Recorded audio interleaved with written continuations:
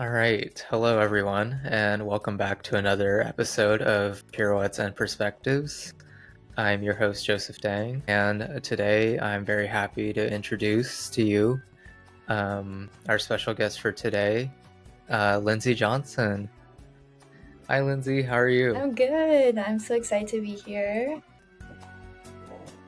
So I know Lindsey because we both met at UNCSA, and fun fact, Lindsey was the first friend that I ever made at UNCSA, and I still remember exactly how we met. We just kind of ran into each other on the stairwell, and then we just started talking, and then we became friends. So Lindsey is one of the people that I hold dear to my heart because genuinely she is the most kind person I've ever met in my entire life. One time we were stuck in COVID, in quarantine, and Lindsey wrote us notes every single day, making sure we were doing okay, and that just is a testament on how amazing of a person she is. So I'm so excited to interview her today. So let's just get into it so you can hear her wonderful story. So Lindsey, what kind of got you into dancing and how long ago was that?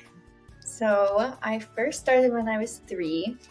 There's this little studio near my grandmother's house here in Pittsburgh, Pennsylvania.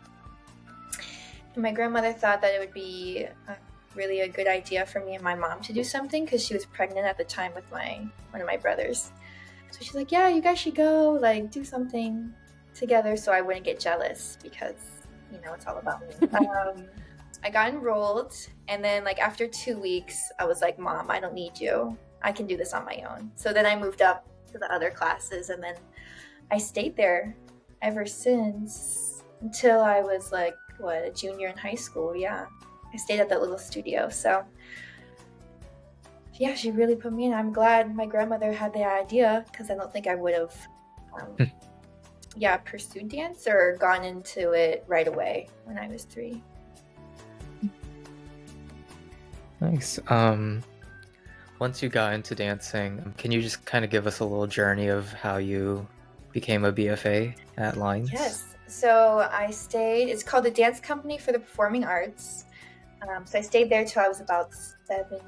No, I'm sorry. Till I was a sophomore. And then sophomore and junior year of high school, I went down to the city and studied at Pittsburgh Ballet Theater in their just training program. I was in their full-time program. That's what they called it at the time, maybe level 8 now. And I was there for a year and a half because the pandemic hit, and then that kind of turned things upside down. And then I was in this lovely room for the rest of it. And then I auditioned, before the pandemic happened, I auditioned for UNCSA because I wanted to leave Pittsburgh and, start doing things on my own. And that's when I went down to North Carolina for senior year, 2020, 2021.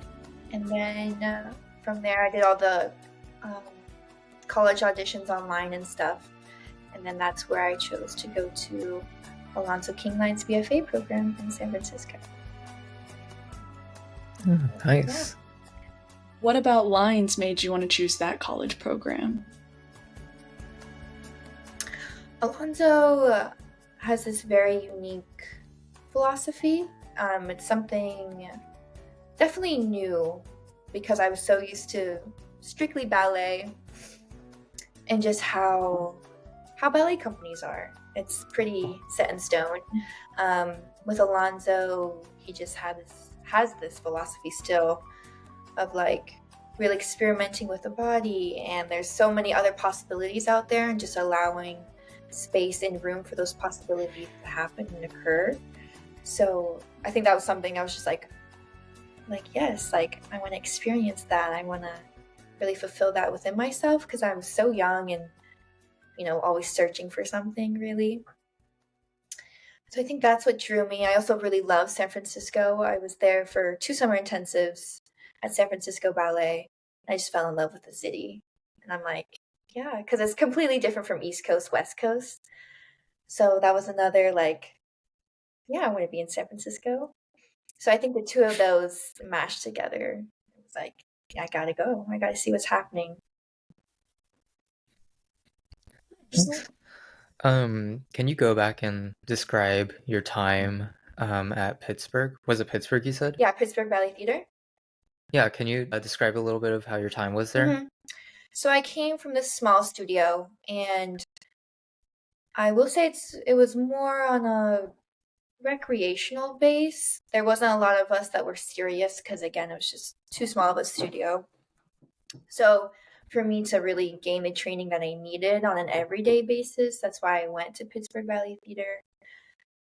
And it was hard. It's hard doing ballet every single day, like 2 times. We had ballet class, 2 times a day. You're wearing your pointies for 6+ hours. You're learning productions like Nutcracker. You're dancing with the company, trying to squeeze in school, but that's not, it's just, I learned a lot there. I really, my technique grew there, again, from just the repetition of having class so often. And that's where I learned, more of the ballets, more of the variations, and got to do that and perform that. And to perform on a big stage, which was really amazing because we were just used to tiny stages around here. So, yeah, and I met some really good friends. I think that'll stay with me. A special group of friends for sure. Yeah. Sometimes I go back there. I mean, I always take open class when I'm back home, Mm. and it's very nostalgic. It's just like, oh my, like baby Lindsey was here, So you kind of mentioned UNCSA, and do you want to talk about the transition from going from ballet, strictly ballet, 6 hours of point shoes, because you were a contemporary student at UNCSA. Do you want to talk about that transition and then also moving away from Pittsburgh at the same time? So I'll start with moving away. I always did summer intensives since I was 11. So I was really used to being on my own for at least 2, 3, 5 weeks at a time. So being on my own didn't really bother me, or I was never scared to make a transition really. It kind of excited me to see like what else I could do on my own and be independent.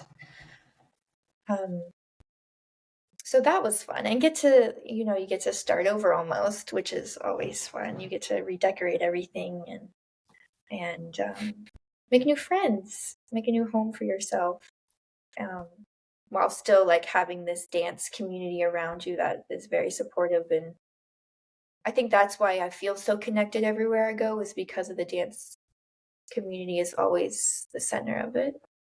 So that's very special. And then, so moving from ballet to strictly contemporary, it was like a big jump. I mean, contemporary's completely different from ballet, but there's also so many similarities. So I shouldn't say that.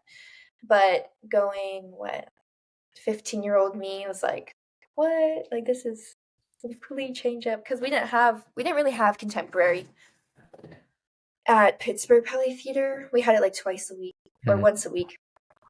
So that was different, but strictly learning like Cunningham, Horton, those like technical modern styles, was just new to me, foreign to me.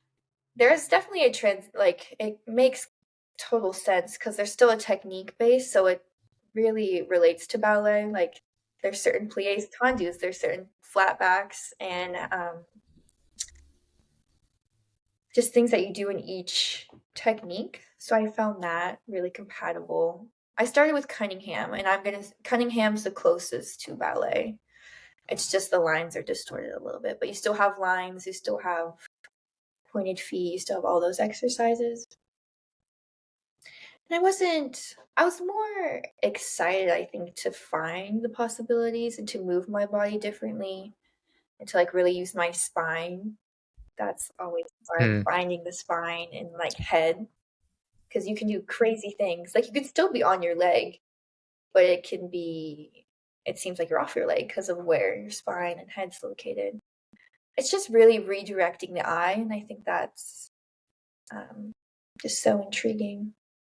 For me right now, like contemporary modern is just more intellectual. Like you have to think more. You can't just go on autopilot. Not that you're doing that in ballet, but sometimes I would catch myself like, I've been doing pliés tendus for 19 years now. It's like, of course I know how to do that. I don't necessarily need to think about it, but every Mhm. intention um and detail for like contemporary needs to be there, because you actually can really hurt yourself if you land a turn wrong, or you are off balance. You have to know how to catch yourself, or um but I do a ballet every single day, so I know that's something I um will never leave me. I will always come back to home. That's like home for me. Plies is home. Like, I will always love it.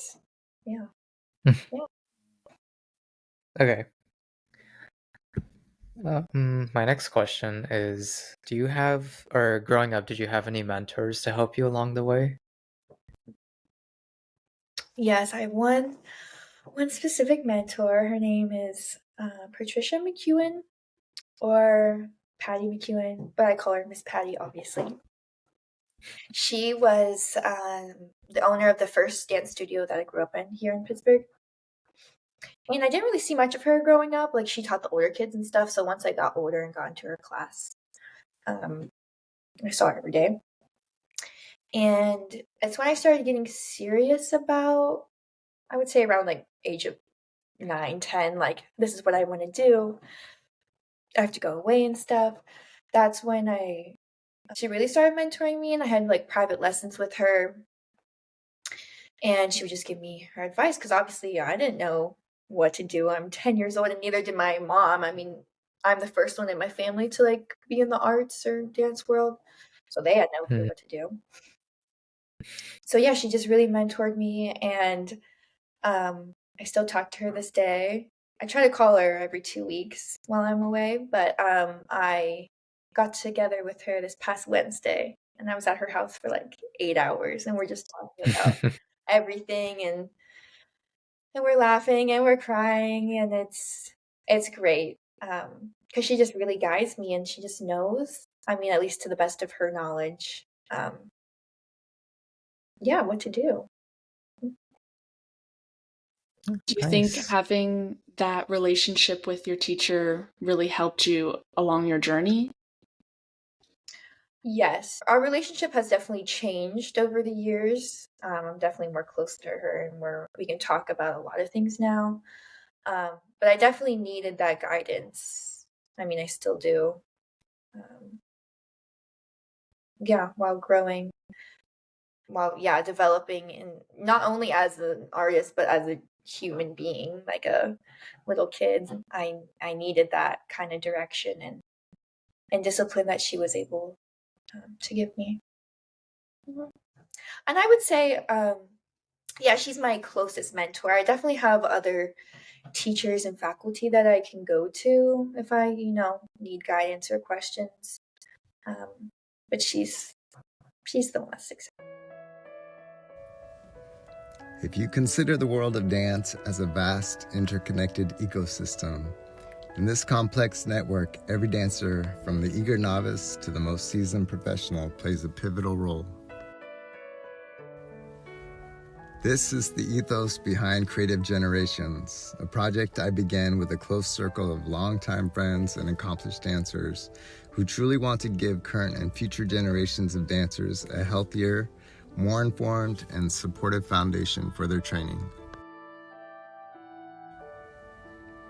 By connecting aspiring dancers with these established professionals, we are fostering a nurturing environment where knowledge and passion for dance are cultivated, shared, and passed down, ensuring the art form flourishes for generations to come. Welcome to Creative Generations.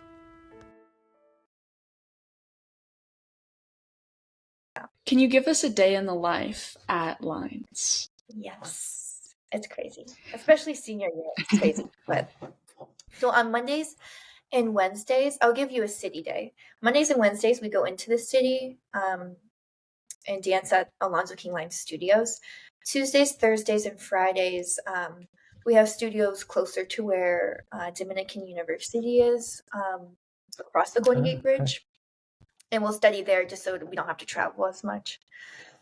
So on Mondays, I usually wake up about like 6:15 and get ready, and then we have to be on the bus by 7:45 for it to leave.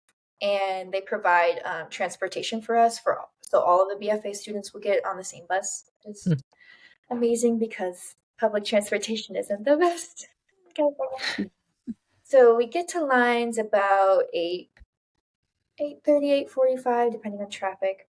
And ballet class starts at 9 and goes till 10:45. We always have an hour 45 ballet. That's how we always start the day. Then we have a 15-minute break, and from 11 to 12:30 we'll have modern or contemporary, depending again what year you're in. Right now we're doing some like Cunningham-based stuff and partnering work, so that's really cool.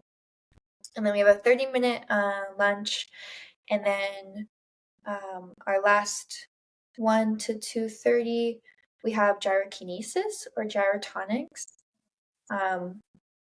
which is really, really helpful. It's like, I don't know, do you guys know what that is? Yeah. No, I really enjoy it, and strengthening, and especially this year, the teacher that we have, she is really connecting things that we do in dance to, strengthening exercises and stuff to really help, which has been very beneficial. And then we get back on the bus, and again, it takes about an hour to get home, 40 minutes an hour. And we have academic classes after that, or into the evening. It depends. Luckily, on Mondays, I don't have academics. Monday and Wednesdays, I don't. So I go right to work. And then I come back at 7:30 to 9:30. I hold my senior project rehearsal. Because for our senior class or like a senior thesis, we have to create a dance. And we have to hold our rehearsals outside of normal classes. And then I finally go to bed. Wow, that's a busy day. Two things. Where do you work outside of dance? So I have 3 jobs that I'm currently balancing. Oh, wow. Yeah. My main one is I work at a dance studio called Stapleton School of the Performing Arts in San Anselmo, California. Which, I mean, I love working at studios. It's my whole life. And then I babysit triplets. Is like my main family that I babysit, triplets. And then there's a couple other families that are like here and there. And then I work at a vintage store called Paisley's Curated. And they have like mid-century modern home decor. So if you guys need anything, check out the website. Yeah. Soft plug. And then my next question is, how has it been like doing your senior project? What has that experience been like? It's a lot. It's figuring out what you have to say as a choreographer. Like, what do you want this to be about? That's the main thing. Finding music. It's a lot harder than you think because you try to go on Spotify and it's like not giving you the options that you want, or it's like I want this, but like, why does it sound like that? So it's a lot of time figuring out what you want to say, or what's the idea, and then music on that. And then we hold an audition the second week of class, because I mean we've seen all the other underclassmen, but we haven't seen the new freshman dance really. So we hold an audition, and that process was really good, because my class holds the audition, so we come up with combinations and things that we need to see for our projects. So getting to know the freshmen was really cool and see how they move. And then we get to pick our dancers, and then you have to figure out a time that everyone can meet outside of dance. So that's a little stressful, but it all worked out. And right now we're doing pretty good. I have 4 dancers, and the piece is almost complete. I have about 3 minutes to finish, and it's going to be a total of like 12 minutes. Oh, wow. Yeah, no, it's a lot. But it's a cool process because I've been in a lot of choreographic processes. I'm assuming you guys as well. Well, it's always interesting being in them, but like leading one is like a total different thing. It's like I don't want to say you're at the front of the room because we're trying to get rid of that.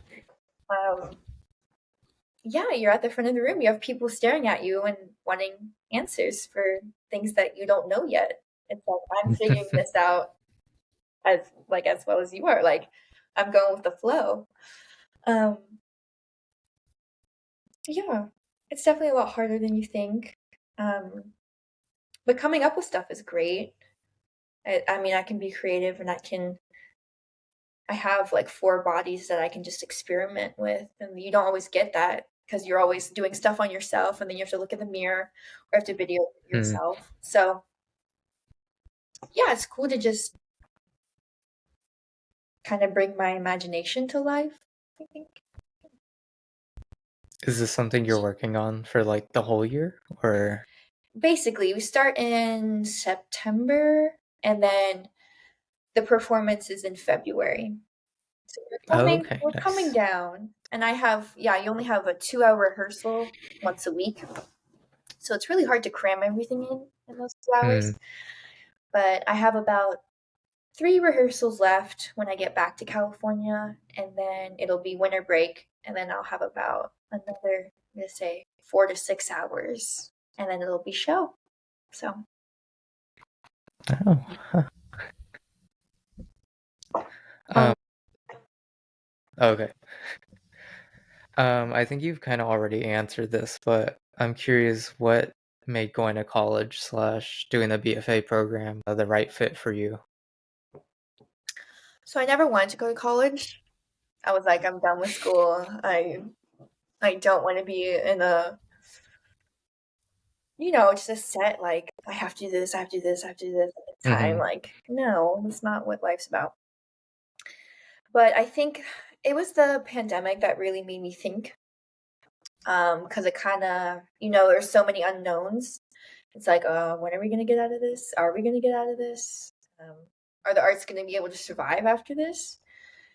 And for me, I really needed a routine, at least 4 years to figure out what my next step was. Even if I didn't need to take the full 4 years, I knew I would be secure for 4 years.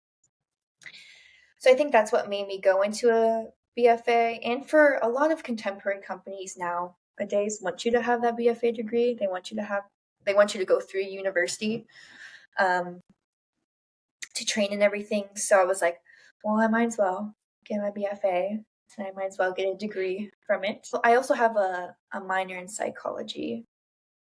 So Nice. that's what really made me shift. Just seeing how I could, sustain myself for the unknown. What were some of the hardest parts growing up as a dancer? Yeah. For me, I think always having kids say like, "Oh, Lindsey, why don't you come like do this activity with us?" And I was like, "No, I have dance."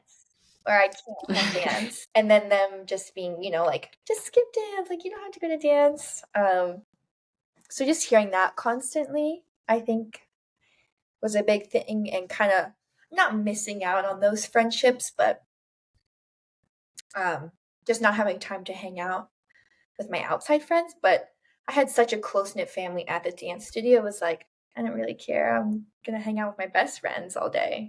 So I think that was one thing. And also, still to this day, hearing, like, what do you want to be when you grow up? And I say, I'm going to be a professional dancer.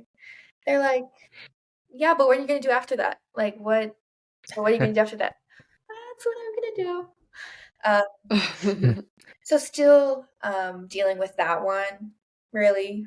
And just, like, people not believing that you can make it in the arts and be successful and have that as a career. And it's just not being as appreciated in the United States. That's really hard. But still, it's like you just block it out. Or you do that fake laugh, and it's like, oh yeah, and it's fine. Like they don't understand, so it's like I don't need to explain it to you. Really, I would say those are the 2 things. Yeah. due to that, what made you drawn to dance? Having to deal with all this outside noise, what made your passion still continue?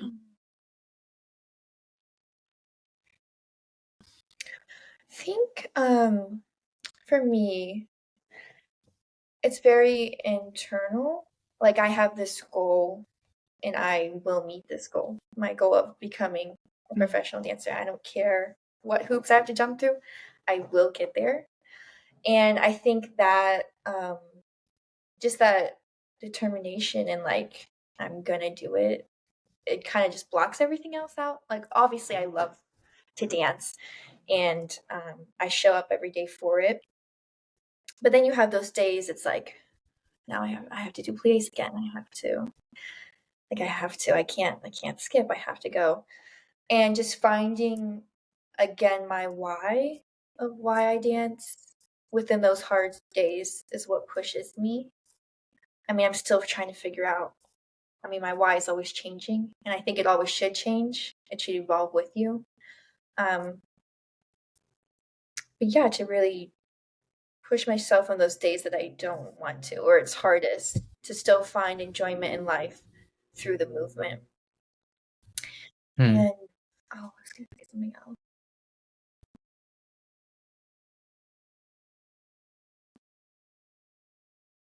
Satisfaction. So my scale for satisfaction obviously varies depending on what I need that day or what feeds me for that class. It goes class by class as well.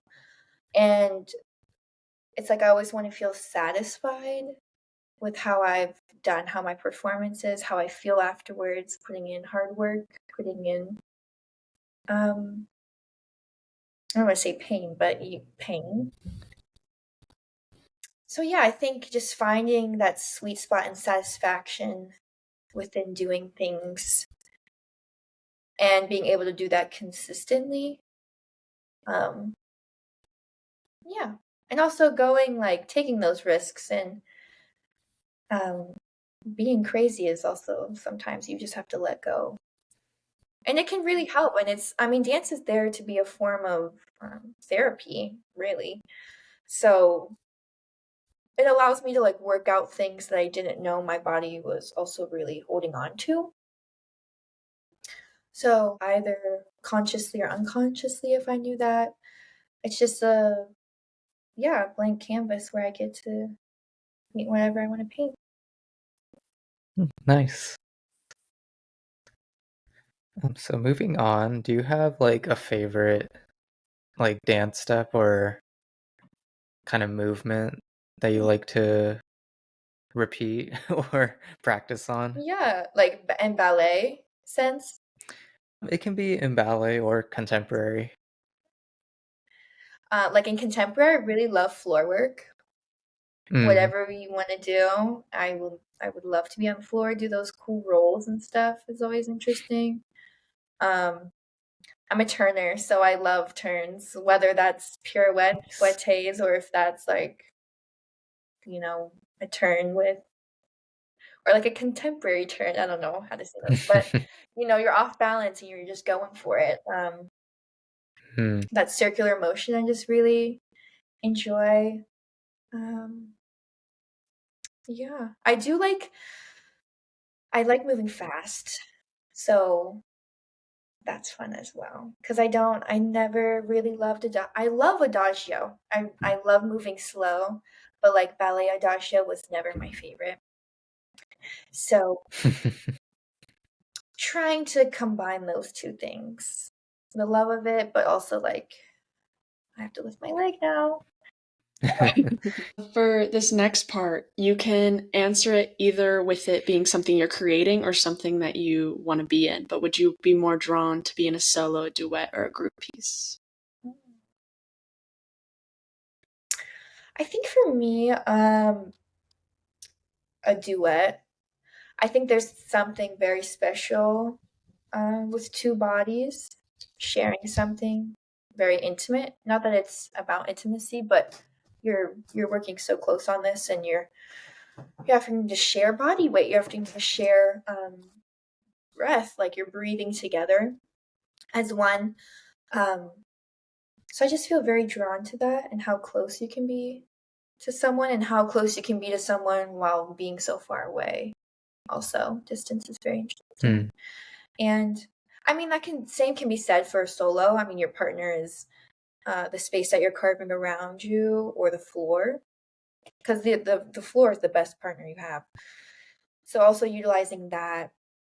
But I think, yeah, a duet is just, it's something that's shared and sacred. It's special. It's magical. And same, I think it's like that is also taking on a bigger scale when doing groups. So I think same can be said for everyone. Not that you're necessarily touching, but again, you're on the same wavelength. You're on the same. You're just sharing this experience, really. Nice. Do you have a favorite piece of rep that you've performed? And we can break this down into more classical and more contemporary if you like. Classical. I'm trying to think back. Well, I remember we performed. I got to do Flowers with a Company, and I thought that was very, very stressful, but also very like, wow, like I'm dancing with a company. I feel so mature. I feel so like I'm ready. Like I'm really doing this. So that will always resonate with me that I got to do that. And before the pandemic hit, we were going to do Paquita, and we were really working on those solos and everything. And yeah, I was supposed to get, I'm pretty sure it was the Adagio in Paquita, which is crazy because I don't really like Adagio. Yeah, I still remember that and like working on it, not private, but like semi-privately with one of the instructors and stuff. Yeah, and I think that's a beautiful, beautiful ballet. Most recently, for contemporary, I was just in this process that we performed in November, earlier in November, a couple weeks ago. And that was very, very special, very, very different from all of the other experiences I've been in this BFA. Her name's Katie Sherman. She was actually in the first class of the BFA from 2005 or 2006. Yeah. And she's now a mother and everything. And she didn't choreograph or anything for about 4 years. So this is her first time back creating a piece. And there was only 6 of us in it. So it was very intimate. And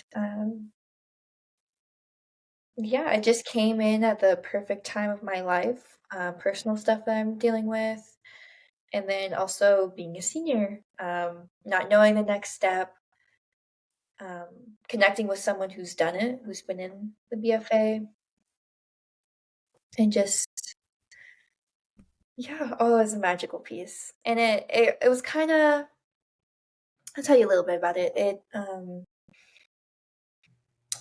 She made us journal and everything about like what first brought us to dance, how that has, cultivated to what we're doing now, and remembering those like first moments, because she has a little daughter. She's really cute. Her name's Mia.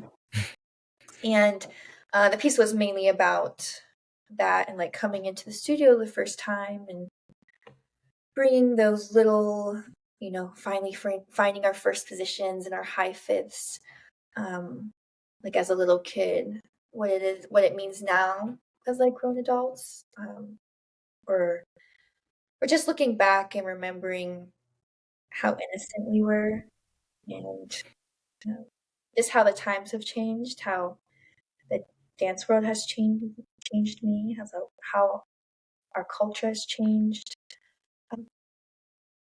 So yeah, it's just very meaningful. Like I didn't realize this position could hold so much meaning and trauma at the same time. So yeah, no, it was very beautiful. I'm glad I was a part of it. Nice. That sounds amazing. That sounds like a really nice piece. Before we move on to the next question, I'm just curious because it is Nutcracker season for us. I would imagine it's been a while since you've had to rehearse the Nutcracker. Do you miss doing it? No, I do not. But I do work at a dance studio, and they do Nutcracker. Oh, okay. So Gotcha. I haven't been able to escape Nutcracker. Yeah, I like run rehearsals and everything now, and I'll work with some of the like lead dancers, on their variations and stuff. So yeah, I'm still doing it. I still hear the music all the time. But I'm excited to be behind the scenes now. I think for me, I mean, yeah, I would love. Who doesn't want to do Sugar Plum? I'm sorry, I love that music. Or like the snow, like it's such a magical scene. But I'm perfectly fine helping the little kids and being on stage and yeah. Nice, Oh, nice. Hanging up the point shoes for this Nutcracker season. yeah. So the next question is, what is the most scariest or embarrassing, we can do both, experience you've ever had on stage? I think the scariest. Actually, I have one related to Nutcracker. It's funny. I think like two people went out, like I swear 8 counts before we were supposed to go out. This is like part of, I don't know what they call it anymore. But like with Mother Ginger, like that music, they went out like 8 counts before. And so the rest of us just followed and we were like, so there's like 12 of us improvising on stage right now. And we're like, and then the music finally came in and we were like good to go. But that was so like, I wasn't scared, but I was like, we're gonna get yelled at after. So that was a little scary. I remember freshman year in the BFA, I had a solo towards the end of our dance. Mind went blank. And I was like, we're really doing this. And yeah, made some steps up. And then I found it again. That was a little scary. That was a lot scary actually, because I'm like, I'm a freshman. They're gonna think I can't dance. Like I can't handle it. But no, it was fine. It was completely fine. And then one time I almost dropped someone on stage. That was a little scary. Oh. But I didn't.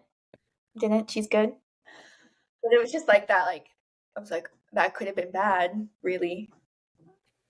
That was sophomore year, I think. Um yeah, those are what come to mind. I don't think I've yeah, those are a lot, but What moment on stage or in rehearsal still resonates with you today or keeps you going to this day? also a part of senior year. We have senior solos that we work on during the summer and then we perform once we get back. So in September we had a performance. And I think being able to, yeah, go out on the stage and have it all be for you is something that not used to. I'm not used to having a whole 2.5, 3 minute solo all to myself anymore. I mean, growing up, I always had like little solos, like I did jazz solos or lyrical. This is completely different. And yeah, so being able to take that space and claim it as yours, and it's for you to use, so you don't have to really ask permission. You don't have to make way for other dancers anymore. So I think having that power um, and being okay, like having that power, I think that really resonates with me, especially with like it's coming to an end, that final 8 count. You're pushing, you're pushing, you're pushing, and then it's done, and you're not going to perform this again on this stage. And I think, yeah, just taking that in. Yeah, I was so happy afterwards, but then I was also so sad. It's like, I'm not going to do that again on the stage. But it is what it is, and it was what it was, and it's yeah. Was there like a vision or message you had for that solo? Or Yeah, an accumulation of my 4 years and the choices I made within those years, both professional and personal. So just seeing that journey and kind of using this solo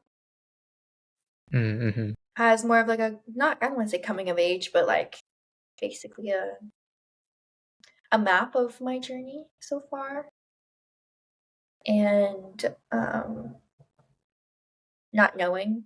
I think it was called Nothing is Finished. So really, yeah, nothing is finished, not knowing where it's going to go. But I still have dance, and I still have the floor that I walk on to, hold me up and guide me. Nice. So beautiful. So, getting into a little deeper question, are you afraid of not making it in the dance world? Every day, especially senior year.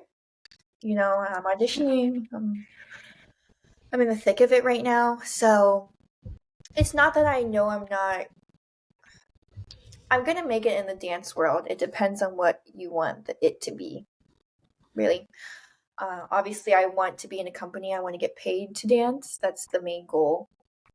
And I know I will get there. It just might not be right out of college, and that's something I'm still digesting because that's a big, I just spent 18 years, 19 years doing this, and you're telling me I can't get a job right out of having an education, really? So that's something I'm still, dealing with, but I know I will make it in the dance world. I will always be in the dance world, whether that's teaching, whether that's being a lighting director, whether that's being just behind the scenes. So I know I will always make it, but just having to be okay with not meeting my first goal right away. That it might take a little bit longer than I expect, but yeah.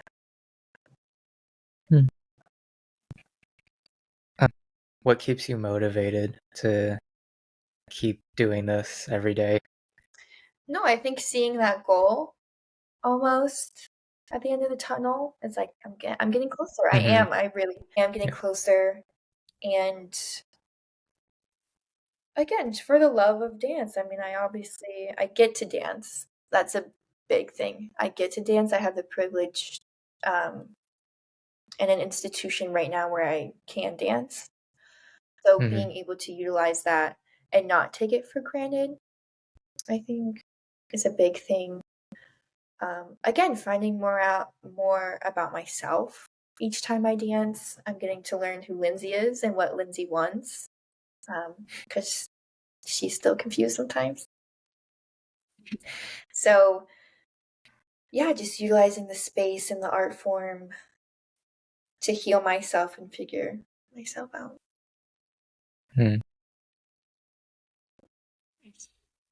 Outside of dance, do you have any hobbies or passions that can kind of help you regenerate? Yeah, I don't have too much downtime, but I try to. I love thrifting. That's always fun. Going shopping, get some retail therapy is always great. I love trinkets. I love little things. So I try to collect those. I just love little things, little boxes, jewelry. Jewelry is very interesting to me. And there's an art in that as well. Obviously, jewelry making is insane and it's gorgeous. Watching movies as much as I can, or TV shows. I like to binge shows a lot while I'm getting ready, and I think that helps me be sane. Because I would go crazy if not. I love to paint and draw. I try and do it as much as I can. Like what Emma said, I would draw them little things. So I try to do that as much as I can. Read. I read a lot during the summer, which was really nice. Like Bell Hooks, love her. Trying to read more of her things. Would recommend. Obviously. Those are the main things. I do love to cook. I don't have a lot of I don't have time to do that all the time. But I definitely try and source, at least 2 times a week where I can cook a lot, so a little meal prep. So I do like to experiment with that. I like to go out. I like to go out with my friends to the city. City life is always great. You get to meet new people there. And I think it's those connections.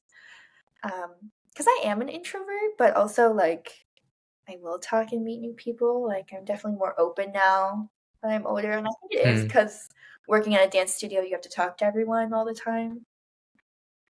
So, yeah, meeting new people, I think that's kind of rejuvenates me, and getting to know other people's stories is always fascinating. Nice. I feel like you've already kind of answered this question a lot in our past questions, but can you emphasize a little bit on how you continue to grow as a dancer each day? Yeah, I think it goes back to your mindset. What you want to get out of it is what you put in it, really. Mm-hmm. Yeah, you have to put in work if you want to see work happen. And I think just changing your mindset can do wonders. Like, because I do ballet every single day, and sometimes it's like, okay, I don't want to do ballet. I mean, I came here for a contemporary program. I don't necessarily want to do ballet, but I love ballet. So it's finding almost how can I bring a contemporary mindset into ballet? How can I do this plie so differently? How can I be so off balance while I'm doing it? How can I experiment? And I think I'm allowed to do that. Like, my teachers don't yell at me because they want us to explore that way, especially in the lines program, and to be so creative. I mean, obviously you still have to see the tendu shape, but like, how far can I grow that tendu? Can my head be somewhere different? Does it have to be always in the same, like, écarté position, like, no, it doesn't. It can be completely different. It can be searching, it can be down, or it can be very internalized. Because I know also dealing with injuries and stuff, there's times where it's like you do have to tell your body no, you do have to really scale back. So it can be more of an internalized thing that you're going through, and you can still put in and put out as much effort as someone that's doing the most at the same time. So I think, yeah, finding those little things and really listening to my body each day and what it needs that's what pushes me too. Knowing that I can work in all these different modalities, because again, it's not really sustainable to work in 150% every single day. It's just not. So finding that, and again, like, how crazy can I get? Because for me, I'm so used to ballet. I'm used to that structure so I'm really trying to break that and really go crazy and let go, be vulnerable, just let things happen and allow space for it. So, do you think that hard work is the only thing you need to be successful in this industry? No. It's definitely you have to put work in, but it's not. Like, I would say I'm very successful right now. I made it through 4 years of a BFA. That's crazy. Or just making it after each class. That is a success in its own. Dance is hard on physically and mentally, emotionally. It is so hard.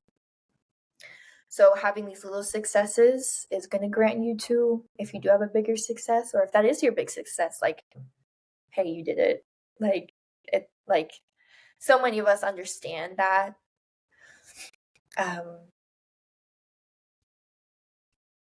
Yeah, but I think success in this world is definitely different. I mean, different from ballet and contemporary. Yeah, it can be based on the roles you want or the roles you get. If you get into a company early or not, if that's your success.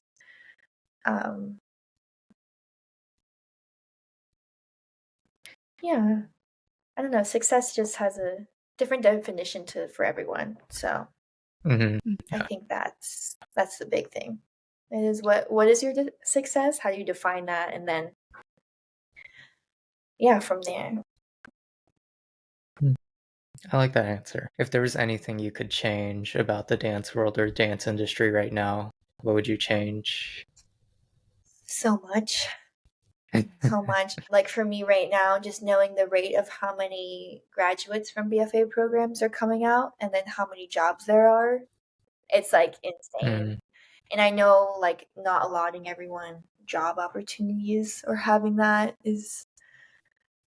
that's one thing that's been on my mind, and just being so unappreciative in this community and culture, not community, culture of the United States. It's just so, I'm just so sad. Like, it's like, why does it have to be like that? It doesn't. Right. It really doesn't. So I think changing that would be amazing. That's a huge step, obviously. Same with the jobs. It's just there's no funding in that. And it makes complete sense why.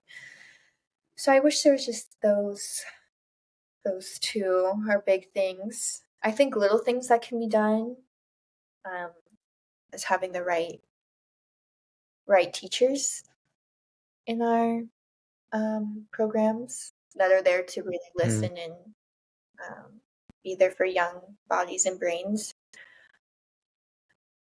Yeah, because so much, like, it doesn't need to be how it was when you were a student. Like, things have evolved. Right. That's not the right way to teach anymore, or there's better ways to teach for everyone, and cultivate environments that are very open, inclusive, and just there for the dancers. And really listening. I just wish more companies or programs would put in direct action things that they say or things that they want to happen. I wish that action could take longer, that you don't have to go through all this emailing. Yes, I have to get permission or from whoever. I wish it could just go right into action faster. So I would say that's a smaller thing. I think that could definitely help the bigger picture.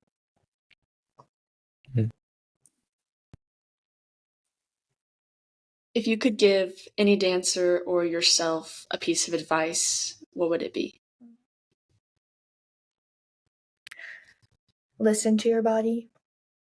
Your body knows. It really does know, especially when dealing with injury. Stop. Just stop. Like, so you don't make the injury worse, which normally does happen. We never want to stop. We always want to keep pushing because it makes you stronger, but it does not. It actually hurts you in the long run. So listening to your body. Also mentally, if you need a day off, take a day off. Dance is still going to be there the next day. The studio is still going to be there. You're still going to be in the program or wherever you are. You're not going to get kicked out. So I think also allowing,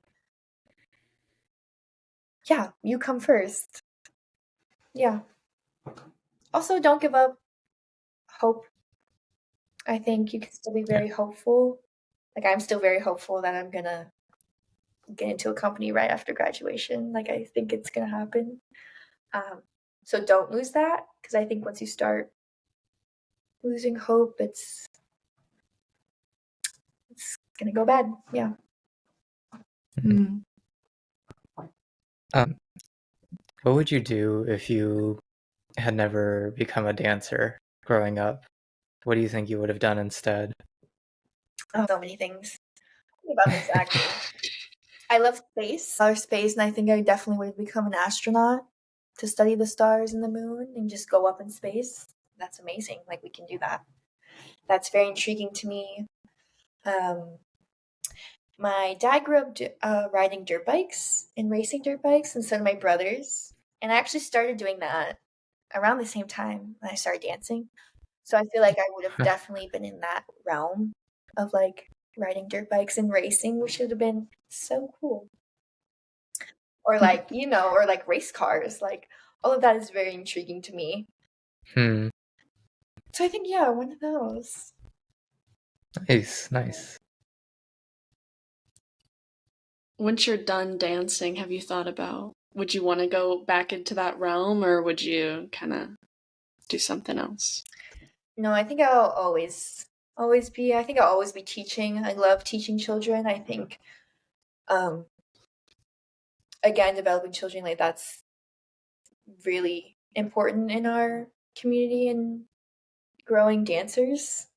is when it starts in the developmental ages. So I love doing that. I will always do that. I think I want to go back and get my master's so I can teach in universities or maybe be head of a university one day and change the program, from the inside out. It would be amazing. Maybe own my own dance studio. These are all just ideas. Because, I always thought doing that or starting something with a couple of my other fellow dancers I think would be great. But after that, I don't know. I really don't. I'm going to have my psychology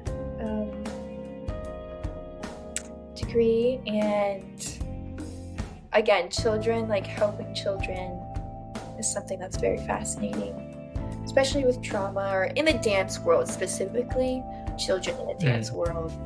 I don't think there's enough people who understand or have been through it that are really still in it and want to be there for dancers or just young artists. So definitely stay in this realm. Nice. All right, well, that concludes all the questions for the episode. Thank you so much for coming on. Thank you so much for having me. It's been very, very special reflecting and answering these questions. Just to know where I stand in the dance world and having others listen and that there is someone out there listening and there for you who has gone through the same things or similar paths. So that's really cool. And I get to see Emma again, which is always I haven't seen her in so long. Yes, this is such a great episode for me. One, I got to catch up with a wonderful friend, and also just hearing your words, and it was so inspirational. Everything you said was just so wise beyond your years. It was amazing to hear all of it. Was just thank you so much. Yeah, well, that has been another episode of Pirouettes and Perspectives. Thank you for watching, and we'll see you next time.